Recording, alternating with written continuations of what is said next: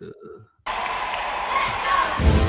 on time to talk sports with Raw Mind. Game day, who plays with updates of all kinds. From press box to sideline. Who got cut, who got signed. Who's clutch when it's crunch time. The starting lineup or the pine. These athletes compete, some without even trying. You want a championship, you gotta grind. When them bright lights shine, and this game go 9, they gon' cover the story, not quite like Ryan. Exclusive interviews, dudes plug like Mike Line. He's got the inside scoop of why, who got fined. Prime time, got the game statistics. I could say, if you wasn't at the game, you missed it. But now Raw Mind Sports covers the distance. Front row, that's close like a coach's assistant. You wanna be in the know? Eyes open and listen. This is Raw Mind Sports, another edition.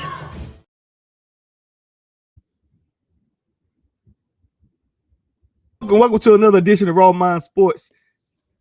About to be the Ryan Jones Senior Show on the Raw Mind Network. I'm your host, Ryan Jones, and we got none other, the one and only. He's been here a few times. If you don't know, now you know. Biggie voice. Got his Jones Impact jersey on. They call him Justin Jones. Justin, how you doing? It's been a while. Hey, man, what's going on, brother? It's good to be back, man, and congratulations on what you're doing on the network. Man, gratitude. Great to see where you started and where you're going. I love it. Man, gratitude to that. Gratitude to that. So quick question while I'm over here. Matter of fact, I gotta put your name up here first of all, so the viewers can know who you are outside of what I see it. How's it been going for you, man? Tell me your thoughts. It's a lot of stuff been going on lately in sports. So I just want to. So first and foremost, man, I want to thank you for having me. Even though that you are a Duke guy and you like the wrong shade of blue, it's still North Carolina love. You know what I'm saying? So I appreciate you for having me on. You guys play, tonight, so best of luck, but not really to you. Yeah, I hear you. All right, so since best of luck, let's talk about since best of luck. And,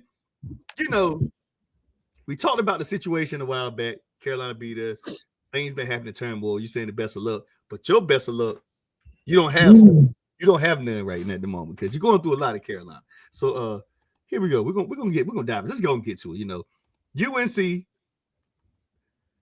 fires Davis, and you're a diehard fan, but I want to hear both of your sides. I want to hear your raw thoughts. So listen, let me I'm gonna put my fan hat on right now. As a fan, I think that it is unfair for him to get all of the blame of what happened this year. Obviously, recruiting, we got to do better at that and building a roster. Don't get me wrong. We had a very talented freshman that went down, and we missed him a great deal. So I'm not upset with the change because I know it's a tradition of winning and expectations when you sit in that seat as the head coach of Carolina basketball. So from a fan's perspective, I understand. I wasn't pretty much asking for his head like other fans. I was a little bit more patient, but I get it. I totally get it.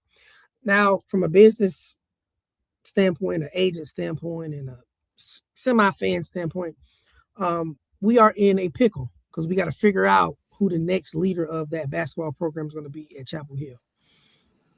And the issue with Carolina now is we have to bring in someone that understands the history and tradition at Carolina. And we have big expectations for this person. They got to win immediately. We can't lose to Duke. We got to beat Duke. We got to beat NC State. It's certain games on that calendar, even though you may be your first year that you cannot lose. That's just expectations when you come in that building. My true thoughts, though, and this is not popular opinion. The people at Carolina are probably going to be very upset with me and other fans, especially alumni when I say this. I think that we need to go outside of the Carolina family with this next term. The reason why I say that is I love alumni in the Carolina family. However, it's a different day and time now in college due to NIL, due to brand deals, due to these young kids not understanding and not respecting and recognizing the brand that Carolina is. It doesn't mean the same to them as it does to somebody my age or your age, because of the Carolina, the Jordans, the Vince Carters, and those people. Carolina is the standard when we was growing up. You got an opportunity to play at Carolina, you going to Carolina. But now with NIL, it's about money. You got to recruit, you got to pay these kids, and they have an opportunity to go to the next level. And right now, we don't have a program in place for us to be a winning program. We got to do better recruiting, and that comes with NIL, comes with the right coach that can come in living rooms and close deals too. Because gone is the day where you could just come in and say, "Hey, we Carolina." Right. It's kind of like you gotta have it all. Our jerseys. We're not doing that no more. You gotta have to be the marketing pitch and all. Like that don't matter nowadays. And you're right. We'll get into that NIL in a few. But yeah, you're right. Like it's a standard at Carolina. Like, you know, if you don't beat certain teams, you lost NC State this year. Of course, you lost Duke. Twice. We beat Duke this year too, though. Yeah, you did. You beat Duke. You beat Duke. Because I know I'm gonna let you say that. I won't bring it up. I'm gonna bring it up. But yeah, you beat us the first time. But then after that, that curse must have fell in because it went from sugar to you know what after that. We went through the growing pains of any team that would go through when your leading scorer goes down. That's what happened. Like I said, talented freshman team kind of built around him and gelled around him in moments that knowing that he's the guy. He went down. Somebody else got to step up and figure it out. Right. But that goes to recruiting and building a roster around that person, so you're not dependent on one person. Yeah. So I see that you saying going outside the base. You know, like Kentucky's done it. Only schools that haven't done it is like Carolina and Duke. But you know, a lot of teams are like going outside the base. You know, Roy Williams was coaching at Kansas. He was a Carolina guy. You know, at Carolina coaching staff. But he did come back to Carolina. You know, Patino was at Kentucky, but you know, you had Calipari. I don't think he was a Kentucky guy. He was just there. So some people have had great success with not hiring people from the alumni. You know, I think the alumni should stick to alumni. Now with NIL, handling the bag, making sure people get what they got. Although I did make a joke a few minutes ago and say, like, you know what? One person they'll never turn down as a coach if you want to do it was Michael Jordan. But you told me something else and give me your thoughts on that. So I like Mike. I love Mike. He's one of the biggest Carolina alums. And I think as long as them shoe shipments coming in, you get them packs of new Jordans, that's a selling point of being in Carolina. Yeah. But I don't know how well he would do as a coach. He'll get a lot of respect because he'll probably help recruiting amazingly. But we're talking about X's and O's when it's time to do it in between those lines. I don't know his acumen as far as coaching. So right. I'm not gonna say he would be the best decision. But yeah. I get it, you know, because I feel like, bro, like you're right. I ain't mean to interrupt. No, you good. I feel like a lot of great players don't necessarily make the greatest coaches, and that's even in high school, places like that. I'm quite sure you got friends that were straight up ballers that you knew in high school, and you probably like he could play ball, but every person that played good basketball wasn't necessarily a good coach because some great coaches that never really played. There's some great coaches that played. Correct. They didn't get a lot of minutes, but they saw the game. Right. Those ones, yeah. But if you're a guy that played on the court, like he'll be a good coach. But I think, and this is my theory, like, you know, like not all, but some. They are really, really good basketball players, and then when they look at their players, they expect to see them in them, and that's hard because that player is not them. So now you're trying to have that mental breakdown in your head of what you want to see a player do and stuff. But that's it on that. But go ahead before we go to the next topic. So I'll say this is what I recommend for Carolina in their search. Be open to going outside of the Carolina family, one. Right. Two, be willing to pay market value for the coach that you're going to be pursuing. Don't expect him to give you the Carolina discount because it's the job that everybody wants. Right. Normally, alumni and family give you that discount because I'm coming home as Carolina. Expect to pay what the market rate is for whatever coach that you bring in. That coach needs to be a great recruiter and a great coach, X's and O's. He always need to have a winning tradition and a winning program that he's coming from, that he's changed. And then between that coach recruiting and the GM that they have in place at Carolina, be willing to go out there and spend some money on a roster. And whether it be the transfer portal or whatever, you need to do what you need to do to put a win on the floor. And then you do that, we back. So since we've been talking about it the whole time, let's go ahead and just put it up here now. NIL strikes again. And I know we had a discussion, but I want you to kind of get into it. I mean, if you want to get into it from an agent standpoint or just from your personal standpoint, it's up to you however you do it. But tell the people how important this NIL stuff is changing the game on everything. So NIL is pretty interesting to see. And I remember being on your podcast a few years ago and saying that the landscape of college basketball in particular was going to change because people had money to spend. And some of your programs that are not considered blue bloods, so to speak, are now competitive because they go out and they spend the dollars on bringing in top talent. And like Rick Pitino just did in the interview recently, he pretty much said that a Carolina is no different than the NC State now. And what he was saying, let me decode that, is NC State now has the ability to compete with Carolina because they can spend the money they need to bring somebody in. Right. So now on your schedule, you're like, oh, NC State is not a cakewalk because they brought in some talent via NIL. So NIL is very important. And then now universities have ability, they have like a $20 million budget to spend on athletics, and they can disperse it however they want to. But obviously, if basketball is bringing in the majority of ticket sales and viewership, you're going to spend more on basketball. But yeah, now it's more important to pay. You have to pay. Like I'm grateful that the kids are able to make money off their name, image, and likeness. And I am not one of those agents that believes that a kid should have to sign a 2-year deal and develop and stay with a coach. I think that is just like having any other job. If you come into a company and you don't like how it's going, you're allowed to switch jobs. You can quit and move on and hop in the transport portal, so to speak. We don't do that with jobs, but so and I agree with that. Everything you said. I'm glad there was a full breakdown because we know with this NIL, anybody can be going to a school that you never thought they would be going to for basketball because NIL has pulled them in. But on another note, before we two more topics, and I ain't gonna hold you up. Will Wade goes to LSU. Did you think he handled it right, or what are your raw thoughts on how that happened?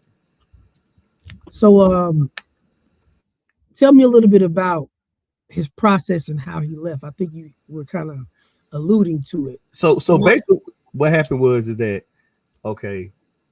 he didn't even go in the office, he didn't go to the facility at the time, anything like that. He just flat out said once that LSU coach got fired, he made a call to the AD. AD was already under the impression he was coming back this year. They already nothing. It was just like they was just gunshot, like bam. It wasn't no, hey, I'm thinking about this. Hey, I'm thinking about moving, going over here. It was kind of like coach. They got all these. He has all these basketball camps, things. Will Wade basketball camps all around Raleigh. QR codes everywhere in a lot of neighborhoods. So I guess the AD is saying raw thoughts. This raw thoughts here in our terms. He basically saying he was under pressure, like he coming back. You doing all this work. Then he gets that call yesterday. Bam! Oh, I'm going to LSU, and that's it. On the phone, no real time turnaround. Now the coach is probably like the AD, but I understand the game. For me, raw thoughts. I understand the game because they'll fire you on the spot, so I'm not mad at them. But I guess people are so mad about that, but they don't look at it from the other side. When I look at this, I look at it from both sides. If regardless how he done it, unprofessional or not, you gotta expect this. Coaches get fired on the spot. Hubert's situation probably really the hot kettle was when they blew that 20-point lead, and Carolina committees, the organization, the alum probably was letting the AD have it. Over there. They had several meetings with so before they did it, they was like, look, that they was it was just a way of saying like he just won't it after that. So it broke him down. But now with this Wade kid, first year, of course, the NC State ain't gonna fire him in the first year. They don't. Now He could get fired his first year, though. It could happen. I mean, he can, but the way it looked, unless some other issues came up, I'm not sure now because I remember somebody saying something about it. He basically called and said, "Look, I'm done." So the NC State coach is under pressure. He come back. Now he got to figure out how he gonna find another coach because he won't expect none of this. And you know the other coach, I'm quite sure his coach staff probably gonna go with him because he was from LSU. But that's the raw thoughts I got. Here's my take on it all. First and foremost, I think that his handling of it was unprofessional. I would have at least met with the AD and kind of explained to him, hey, listen, I got a chance to go back home to LSU. I really want this job, and that's where I'm heading. A phone call, I guess, for him it worked out, but I would have probably had a meeting and scheduled a meeting and had a conversation. Now, am I upset about him leaving and going back to LSU? No. He had to make the best decision for him, his family, and his situation. I tell a lot of people this. I have no issue with someone calling me a job hopper or being disloyal to a company because I'm loyal to the people that live in this house, the people that I got to feed and the mortgages that I got to pay at this house. That's who I'm loyal to. So I'm always make the best decision for me. Yeah. Right. House. But the people that lose the most in this situation, and my heart goes out to, is all of the kids that he recruited to come to NC State. And you come to NC State, you're excited about being in Raleigh, and your coach done flew the coop. He going back to LSU. And a lot of people are like, they can go with him. All of those kids are not going to be able to go to LSU. No, because you got people that still in the scholarships, unless you're just gonna go in there immediately and say, unless they go in there immediately and say, Jones. Well, they will be allowed to hop in the transfer portal because of coaching change. However, he's not going to have enough time. 30 roster spots for people to come. No, he might have the main ones. You're right. So it might be a level of, hey, I'm a new coach. I'm gonna take my top guys and then I'm gonna go down there and see who want to stay at LSU. I'm gonna try to get them top guys put together in a team. Those kids is who's going to be punished the most. I don't like that because I'm thinking as a father, you come into my living room, you tell my son, and you're talking to me, right, and you saying all these promises. You're gonna spend time in Raleigh. It's a great community. I'm gonna be there to lead you, your son. I'm a father, extension of your father on campus, and then my boy find out, like everybody else, through the news that you going back to LSU. And raw thoughts, I'm just say this real raw thoughts. I feel like now after this moment, politics is in everything. It's a nasty game. It's just a nasty game. Just raw thoughts, and that's even in sports. I mean, my man, but I guess you say do what you gotta do for you, but at the same time, you're right. You as a father, you ain't trying to hear him say do what you gotta do. No, brother. You told my boy to come to Raleigh. NC State. You didn't tell him to come to Baton Rouge. You told him to come to NC State. We thought he was going to be, we want to play for you. We want to go to NC State, but we want to play for you. Right. So on another note, we were talking about this, and I'm going to give you the floor in a second on another topic. Sure. Rick Pitino, raw thoughts. How do you feel about what he said for the viewers? I think that one is disrespectful because I'm a Carolina fan. There is a difference. You got your fan hat on. Okay. There is a difference between NC State and Carolina, especially in basketball. Now, you talking about football, it's different. But you will not disrespect that Carolina blue when it comes to basketball. I'm talking about we the same as NC State. We not. Two, there is some truth in it as far as different level of programs are pretty much almost the same because of what they can bring in because NIL. Now, Rick knows what he's doing. He's very smart. He was recruiting when he said that. He was talking to those players that was watching and saying, listen, St. John's ain't no different than Duke University. You can come to St. John's to get the money that you would get at Duke. Get the opportunity that you would get at Duke, and you're going to play for Rick Pitino. And we still playing Duke tonight. Yeah. So he was recruiting. So when I heard him saying was, hey, listen, don't worry about them big programs and them big names. It don't matter no more. It don't matter no more. Come play for the best coach that's going to give you the best opportunity to make money and do your thing. And I put people in the league. I'm Rick. That's what he was saying without saying it. So it's some random topics we haven't talked about that I look and going down my topic list over here. Okay. And let's talk about this one to get out of the way. Okay. Out to the Vikings. How do you feel about this move? So I like Kyler Murray. He's a stand-up guy.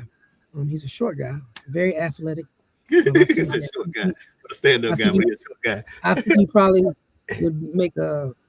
had a great career if he chose to play baseball. That's just my personal opinion. Yeah, gotcha. Yeah. But I think it's a great opportunity for him. I think the Vikings, always been pretty solid defense. The division, ain't really that difficult, and I'm not disrespecting the Bears or the Lions or the Packers, but it's a division where a new team wins every year, so it's kind of open. It's no dominance from one team in that division. That's what I mean by that. It's an opportunity for him to come in without the pressure of being quarterback one, carry the clipboard, learn. Pause. So you saying that you don't think Kyler Murray is coming in to start? He's still gonna be playing behind JJ McCarthy. You think they brought him in to be QB1? Oh, I was curious. I thought they did, honestly, but because I see all the reason why I'm saying that, not for me. I was curious. Reason why I'm saying because that guy making a lot of money. He making way more than JJ McCarthy. And the Viking fans I got, they talk like they just assume, I guess, wrong thoughts. They assume that he's gonna be the starter. That's their assumption. It's an open competition, probably is what they're saying. The coaching staff, and they probably told him you're gonna have an opportunity to come in and compete for the starting job. But if you right now, would you start him over JJ McCarthy? And especially, but go. The reason why I say how did JJ play last year? Did he play hard? No, man, them guys, man. Justin Jefferson, if he had the man, Justin Jefferson probably ready to go to any quarterback team right now. He was ready to get up out of there. Like even when he took them places, I think they have a good friendship off the football field. But you can sense like people don't have a vibe for JJ McCarthy. I like JJ. When I say I like JJ McCarthy, I'm saying it like from college at Michigan, fine. But let's be real. He was at Michigan. He didn't have the tours he had at Minnesota. So it's a different pressure playing quarterback. We got just Jefferson, Addison, Agason, your running back. I don't even know the team honestly with the Vikings, but I know they had like explosive players all across the field. And if you don't perform with those players, because honestly, I felt like I thought Donald would have stayed, or they should have never got rid of Donald. Look, I couldn't get out. Donald. That's a better team for Donald. And JJ McCarthy was put in a situation where I think he wasn't ready for that pressure. I think if he had like the NFL is a different beast, man. And the Jets, let's say if he had the Jets team, ain't interrupt. If he had the Jets team, no, you good. He play quarterback. Then fine, he can handle that pressure. But he got elite players over there. That's a different game. I don't think he's ready for those elite players yet. So I guess that's why people have all this animosity. Now, go ahead. I can't say that they're gonna crown Kyler Murray quarterback one. I don't think they're gonna crown him, but I think he's gonna win in some of them. I don't think that's a done deal. Because DeAndre Hopkins is there. You got DeAndre Hopkins and you got Justin Jefferson there. Yeah. Whew. I think it's gonna be a competition, an open competition to get that starting job. I agree. But so for me, when you say that, because you're smart, you're a media guy.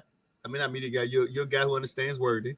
Because I put you there in a prediction, and I caught how you said it. There's wrong thoughts here. Because you my guy, my bro.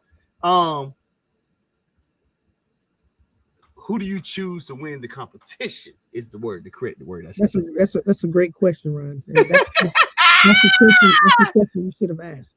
So the answer to your question. If I am the head coach and I got to make the decision, week one, who gives me the best opportunity to compete and win? And I think that's Kyler Murray. Gotcha. Yeah, the same. Now he gonna need to do what he need to do to prove that it ain't just given to him. He got to come in, learn the playbook, get chemistry with everybody, and he need to lead. Quarterback position in the NFL is the hardest position to play because you need to know everybody's job. Yeah. You need to know what everybody is supposed to be and what they're supposed to be doing at all given times. Then you come up to that line of scrimmage on the center. You got from my understanding, you got 4 to 5 seconds to dissect what you're seeing. It's a very difficult job at the next level. But if I'm the head coach, I think Kyler Murray give me the best opportunity to win week one. So he's probably gonna be the starter. It ain't a guarantee though. And I think that, like I said, It's open quarterback competition. Yeah, no doubt. I'm the same way. I'm the same way. Now I'm gonna go to this this segment real quick because it was on my mind. I know you kind of a LeBron guy too as well. The Lakers looking like contenders. Are they contenders or not? Or they're a team that can fight, or you just still think they can't? Absolutely not. Okay, go ahead. No, absolutely not. Absolutely not. So, I know I'm gonna get cooked for this, and I don't care. The Lakers are not better than the Spurs. They're not better than Oklahoma City. Well, I know that, no question. And when the Minnesota Timberwolves come back with Edwards, they're not better than them. So that's 3 teams right there that's better than the Lakers right now today. Denver, if Denver figure it out, they start rolling at the right time, they're not better than Denver. That's 4 teams. So why? That's why I got you here. So you know how we have like people that are fans of players, right? Why nobody ever talks about Jamal Murray? I'm becoming a fan of him. I'm a Westbrook guy. I'm becoming a fan of it. Nobody, you have people that have particular players like LeBron. You have Curry. People talk about Curry, Wembyana, Anthony Edwards, Tatum, but nobody never says I'm a fan of Jamal Murray. If that makes sense, like. So, how can I say this in a nice way? I love Jamal. He a hooper, but some of the people that we are fans of, we are fans because we told to be fans of them. And what I mean by that is branding and positioning and marketing. That's what we do, sports agents. Yeah. We assist with that.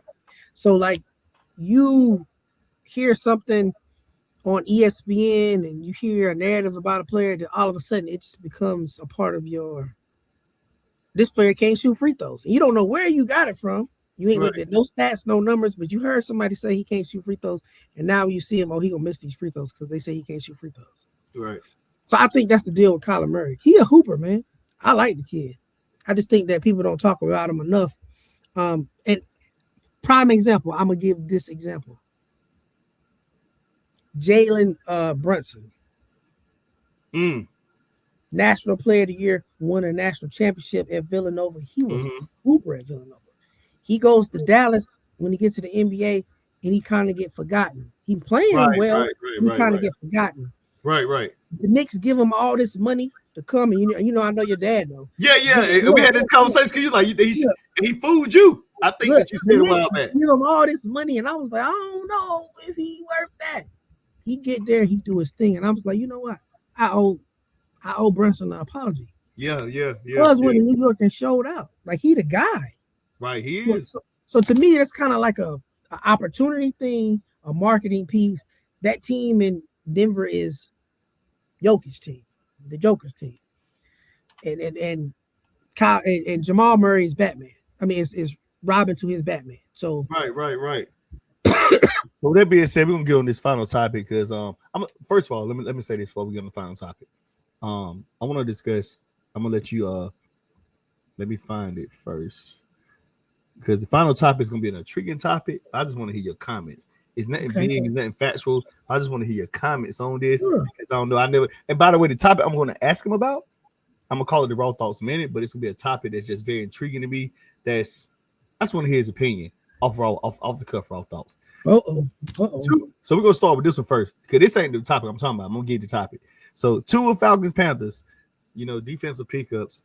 2 are going to the Atlanta Falcons. I don't know who's going to start. I think the guy going to start. But for one, how do you feel about first? Let's start with Atlanta Falcons. Stefanski gets fired in Cleveland, automatically gets the job in Atlanta. How does that even happen? Then you get Tua to come to compete for a position. I know you're a Panthers fan. Panthers had a great draft. I like what the Panthers are doing. But outside of the Panthers part, do you see him doing anything in Atlanta? Tua. So, as a Panthers fan, I'm excited about what they're doing in Atlanta. I think we're going to win the division again. But to answer your question, I think that quarterback room is really banged up, and you add into a banged up quarterback room, quarterback that got bad knees, and then one that got concussion issues, and Tua. I'm worried that they may not have a quarterback. In a little bit, you got to bring somebody up from the practice squad, or even play somebody at quarterback that played quarterback like in high school because I don't know how it's going to go. I think that the Falcons defense was pretty good last year. Because I seen them. You know, I live here in Atlanta, and I actually went to the game when we played them in Charlotte. Shameless plug, we beat them 30-0. But with that being said, I don't know how it's going to go for them. I don't know if you should have hired a coach that has a worse record than the coach that you fired. And then you bring in a quarterback that's been having concussion issues that Miami was not upset about leaving. Mm-hmm. And I think offensively, I think that the Falcons need one more piece. I like some of the pieces that they do have. I love their running back situation. But I don't know. I don't think they're going to be or take the step that they should have taken. Yeah, I have a problem with. I don't think they did either. But go ahead. Well, I have a problem with a power ranking that came out that has the Falcons ahead of us. What? We won the division and they're ahead of us. Now, if you put Tampa Bay ahead of us, maybe. And I'm not really going to say that they should be ahead of us. We won the division and they lost Mike Evans.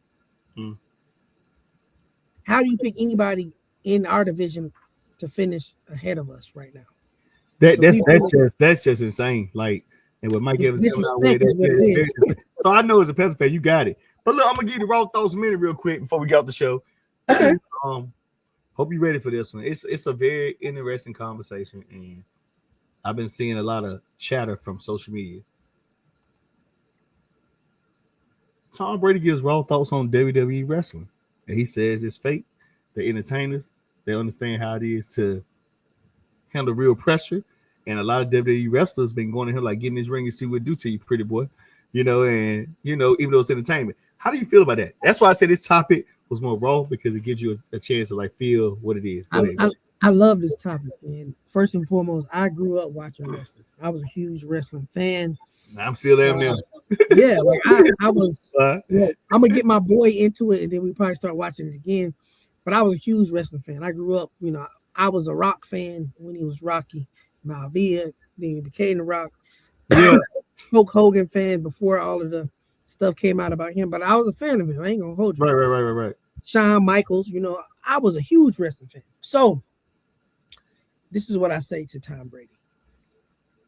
They are athletes, and some of them are in way better shape than you, sir. And he must forgot that they did play football. A lot of these guys, some of those guys are former football players. Correct. It is a dramatization, or it is kind of acted out. It's choreographed, but they really flying into each other. They really jumping off the top ropes. You can't fake landing on somebody off the top rope. You can't fake hitting somebody with no folding chair. You can't fake jumping through no table. Like, that stuff really happens. So, one, they athletes. Two, they are in shape like athletes. But for you to say, I'll say this: football, basketball, baseball, it's sports entertainment. Right.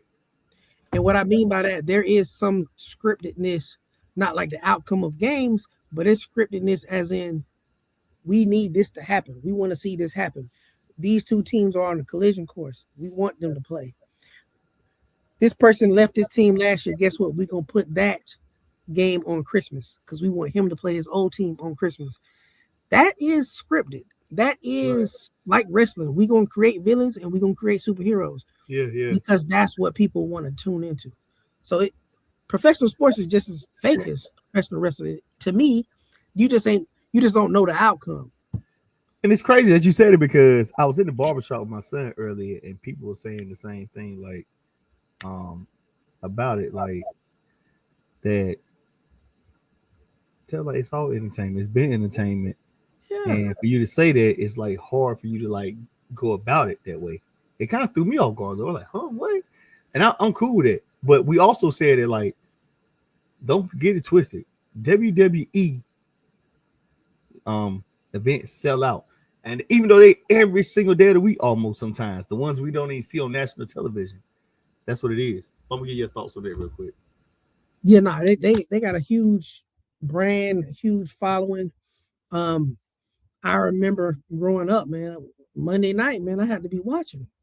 So I just think it's kind of wrong or disrespectful for another athlete to talk about an athlete in another sport or another company to say that like they're not like athletes or like that it's fake or it's, sir, those boys is really throwing themselves into each other. They really body slamming people. They're really athletes, and half of them are former football players or wrestlers at the college level.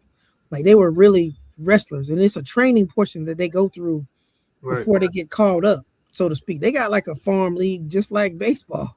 When it comes to wrestling, you don't just pop up and say, "Yo, I'm about to be on WWE." No, you got to go through the battlegrounds to get called up. Yeah, no doubt. With that being said, my main man, my brother, Jess, anything else you got to say before we get off? Anything good luck tonight, man. You know, I'll say this: I am a huge fan of Isaiah Evans, because of his history, his upbringing. But so I want him to ball out tonight. But I hope y'all lose. He had to fill it in there. With that being said, I ain't gonna give him no more chance to talk about nothing else no more. Let's go, Duke. With that being said, Raw Mind, Ryan Jones Senior Show is out.